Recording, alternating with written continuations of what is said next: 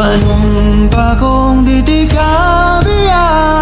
ug pagahuktan ko ang tanan ni panumpa kong digyo ko mubuhi ang kinabuhi ko kanino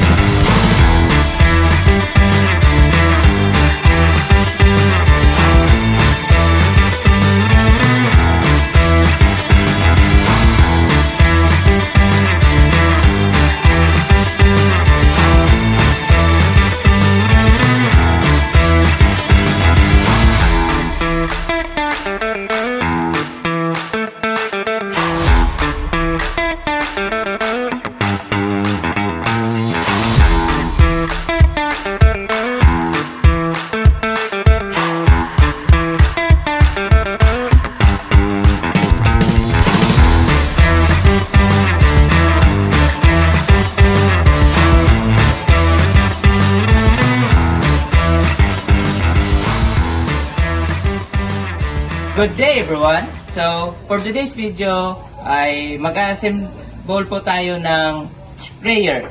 So, ang ito po pala ay ang tank or ang main body po para sa sprayer.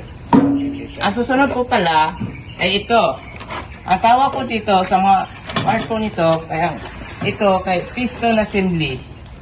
Tapos, pressure chamber. And ang ito po ay pressure relief valve. Tapos dito naman tayo sa taas. Ang tawag po dito kay adjustable lever arm or left and right. Tapos ang tawag po dito kay grip ang tawag dito. Yes, ang ito po ay hose.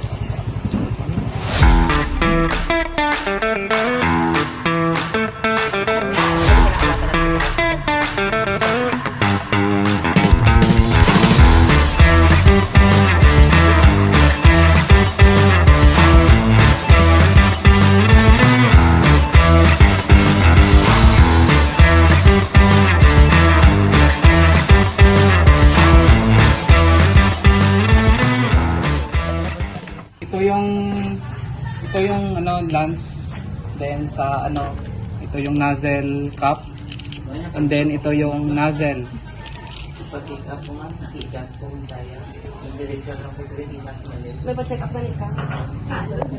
At ito yung cut off assembly. Yay! Bro. Ito bro.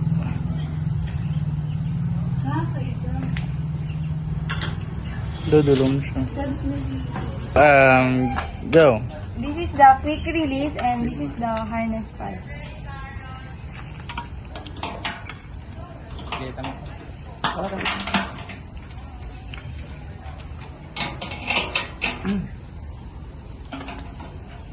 Tapos madota ko na.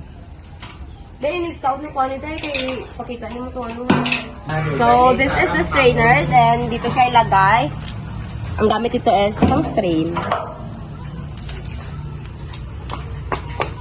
This is what you call. No, isa. I-cook siya sa tank or sa sprayer para wala yung magsulod na tugaw. Yung dili magsulod sa warin. A few moments later. Tada! Surprise!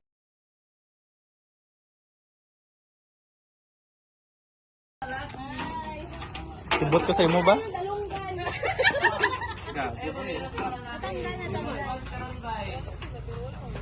Know your word. Kaya ninyo magpahista na walang mga lalaki. Na lang sila mag-video. Kamera. Yay! Kan-ipit, hindi ka mo to. Kapatid ka anay mo.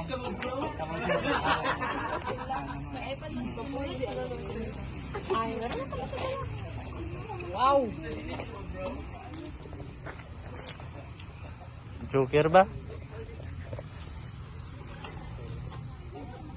Sakto na, Dab. Tama na na.